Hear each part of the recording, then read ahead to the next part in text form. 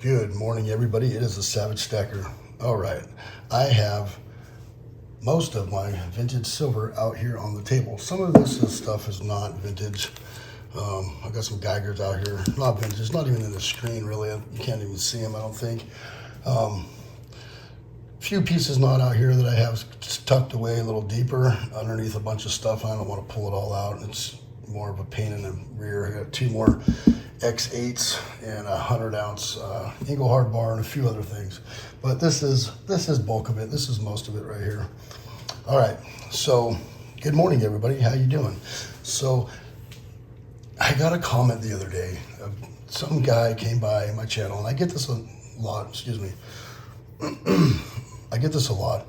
People come by and they watch 2 minutes of a video and then they spew out a blanket statement of just garbage. And sometimes I don't even answer them back, but sometimes I do. And this gentleman came by. I'm going to call him a viewer, not a subscriber, because I can almost guarantee that he did not subscribe to the channel. And the comment was, one day you stackers are going to learn that silver and gold's just a rock, it's just a mineral, and it is going to zero. You might as well melt all that down and make jewelry with it. And I got to thinking to myself, I said, you know what? Okay, first off, if I made this all into jewelry, I'd probably make 10 times the amount of money for the work and just based on jewelry price alone, but I wouldn't do that, right? Especially this right here. This is my vintage stuff, and it is expensive just the way it is. And look at that, Cascade Refining. That serial number right there is its serial number and its born on date, 12/18/1980. Pretty cool.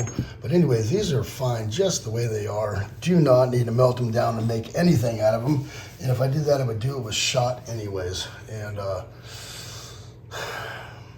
but his comment made me think. I'm like, okay, am I stacking too much metals? Like, could silver and gold go to zero? And in reality, no, it won't. And I commented back saying, hey, you know what? Gold and silver's been money and currency in this world for 6,000 years. It'll be here, you know, long before we got here. It'll be here long after we leave here. And one of the reasons why, first off, it's shiny. We as humans like shiny things, right? And but they have other properties to them, you know. And they say gold is, you know, the mineral from the stars, right? How did it get here? And all these things of, you know, there's tons of videos on how gold got to the earth and how it got embedded in earth, and it's super ancient, super old. And silver, I don't know, there's not as much information out there based on that, but it's a mineral, you know, it's a metal, it's something you get out of the earth and you got to refine and make it into, you know, what it is here that we see today. But what I do know is that silver and gold could not go to zero. Just based on how much money they spend, scientists, drillers, research, fuel, all the heavy equipment, all the labor that goes into in the property just to get contracts to mine on properties, and all that costs money. And anything that costs money and is of value will always continue to hold that value. It won't go below a certain amount. And if it does, well, then the markets are broke. We're in a bad spot. Now, there are some companies out there, I won't mention them, that is mining silver, that is holding on to a certain amount of silver until the price gets to a target amount. And the reason why is because, you know, at one point, fuel, you know, diesel was over $6 a gallon. It was way up there, $130 a barrel. It was just insane. And when you were mining something and it cost twice as much as it did yesterday, and then it pulls back a little bit, you're probably going to want to hedge that in some way, which means you're going to hold on to it until that value creeps back up. And this costs money to get out of the ground, to refine. Now, a lot of cases, they're going after lead and copper and other minerals, and this is a secondary byproduct, and they refine it down and separate it. Copper over here, lead over here, and silver over there, and little bits of gold that they do get out of it over here. And it's, while you're mining the copper, you might as well separate and get the silver out of it as well, right? There's no point. And even lead today, even the lead weights that go on your car that you can find for, balancing your tires, if you were to take those, tons of them, and melt them down, if you took a whole 5-gallon bucket or a dumpster full of those and melted them down in the crucibles, in the cupel, and you would end up with little beads of silver because there's still some silver left in it. And so you get, mixed minerals that have silver, copper, platinum, gold, and other stuff inside one rock, one specimen. And so silver, there's more abundance, and you get it by you're already paying for the fuel for copper, so it's not costing you too much more to just refine the silver out of it. So silver, naturally, because it has more in the ground, and there's more areas to get it, it's cheaper, right? Which is weird to me in a way, because the properties to silver are so much more useful for electricity, connectivity, and medical uses, and just all kinds of other uses that silver is used. It's very reflective. It holds heat. It holds heat. So if you were to hold this right here for a couple minutes in your hand, right, it will hold that heat longer than most metals. I think longer than all metals. If I took out an ice cube right now and set it on here, even a cold one, I could put one of these bars in the freezer for an hour, set it here, put an ice cube on it, and it would just melt it right away. It just holds heat. It's a very special metal, and they use it for mirrors. They use it for solar power. They use it for so many different things. They use it for cell phone, cars, and wiring and soldering and all these things. Gold, not so much, right? They do make wire tipped, gold tip stuff. They do use them in computers and other things, but this got bent. I'm super bummed about that, but it's super thin. And they use gold basically 90% of the time for money, jewelry. And it's shiny, it's unique, it's got its own color, right? The only thing that's really close to it is copper, and copper is so much greater looking in there. So, and brass, but that's a mix of metals to make that, along with bronze. And but when you got the pure stuff here, gold's very unique and got its own color, and it doesn't corrode. I can stick this somewhere in salt or whatever, or around certain gases and minerals, and it will corrode quite quick, right?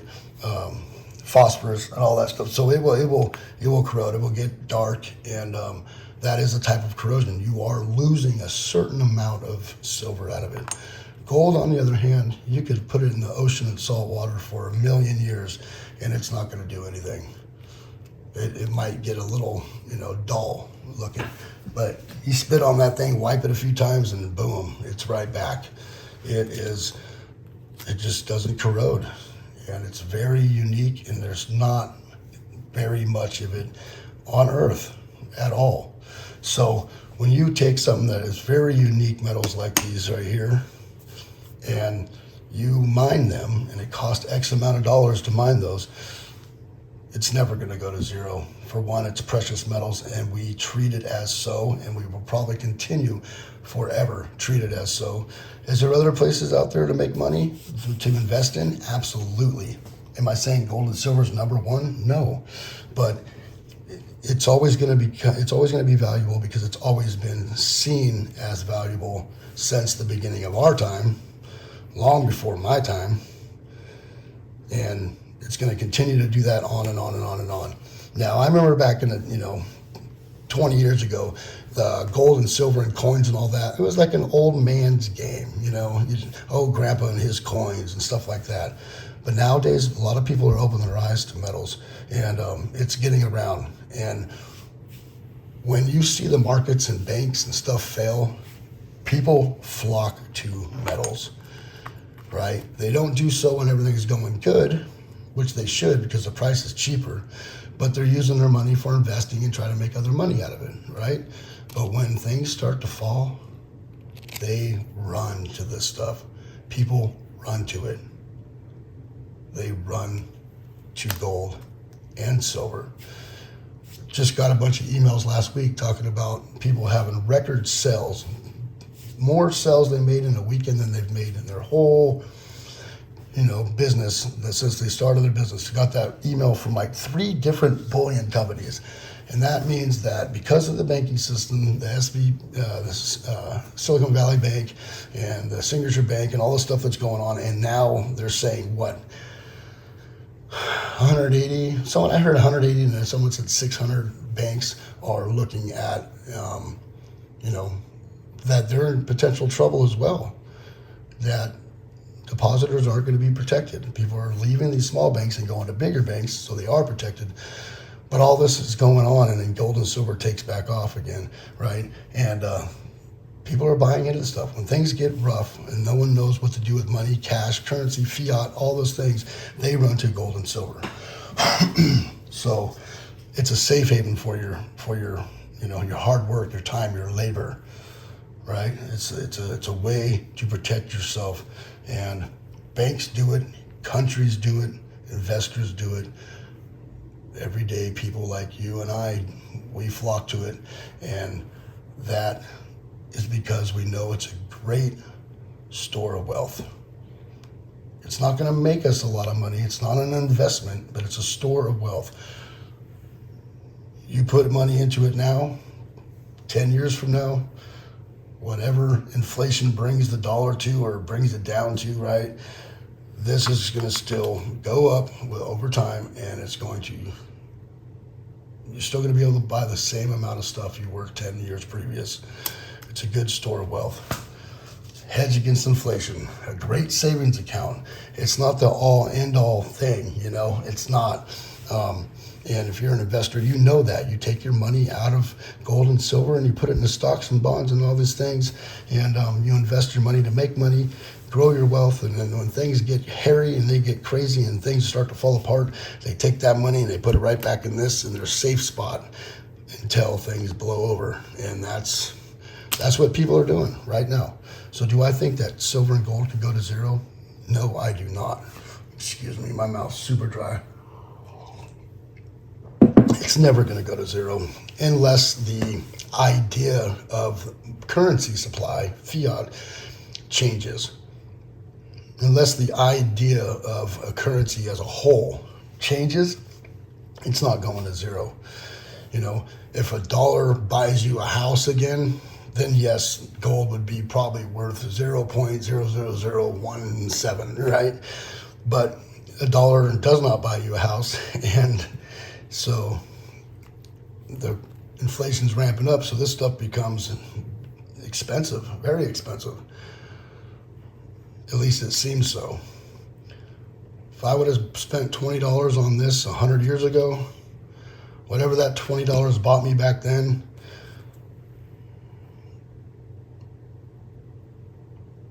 I would have that amount of money. I'd probably have whatever it is, $2,000. Let's say $2,000, $4,000 would buy me the same amount of money, same amount of goods as I could have bought 100 years ago with that $20 bill, right? And that's the same thing with gold. You take that $20 bill, you buy an ounce of gold in 1925, right? You take an ounce of gold and take a $20 bill. That $20 bill today would still be a $20 bill.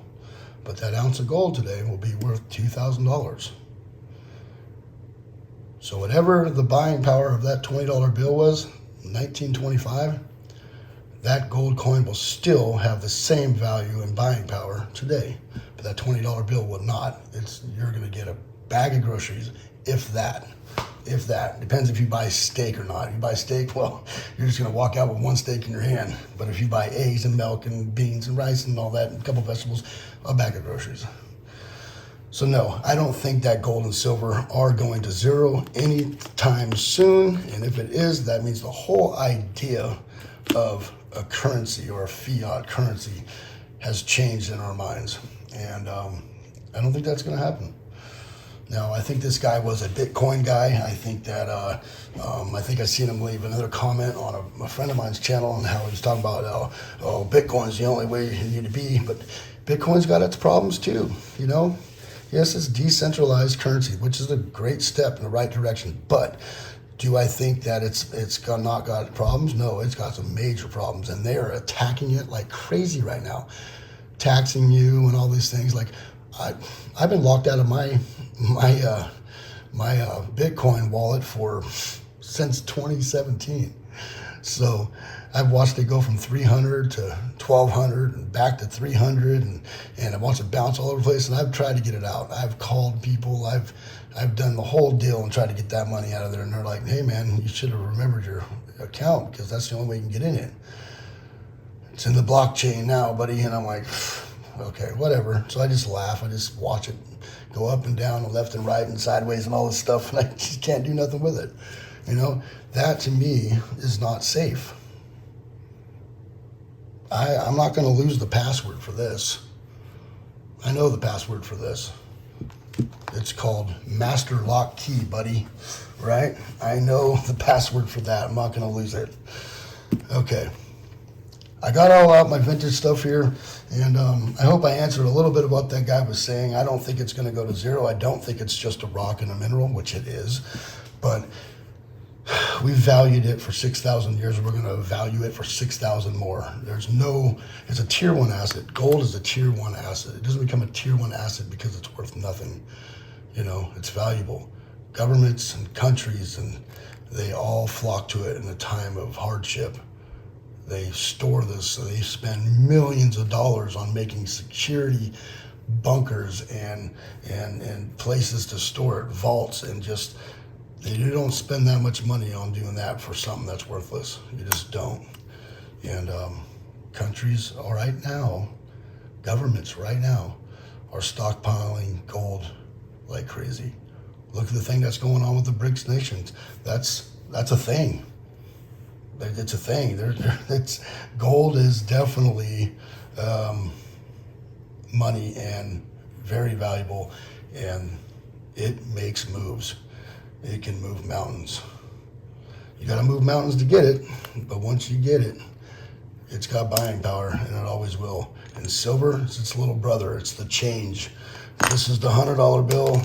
This is the 25 cents, right? That's how it is. That's the way it is. That's the way it's going to remain. Now, another thing that I thought about was what makes this different than this? Why is copper, which is just as cool looking, like look at that. If that was worth $20 an ounce, would I cherish this just as much as this? I probably would. But this is in pounds, not ounces. So, I mean, this is not worth very much money right there. But if there was a lot less of this in the ground, it might be more valuable. But there's abundance of it, a big abundance of it. And that's why this is more valuable. And they spend just as much money on this fuel, the labor, the cost, all the stuff to get it out of the ground, and this is a secondary, so they take that out as well, because that little bit of silver they get out of it while they're mining copper is that's probably how they're clearing their books. That's probably what they're profiting on, because the profit margins out there are slim. People lose money in mining every day because silver and gold needs to be higher. They should be higher.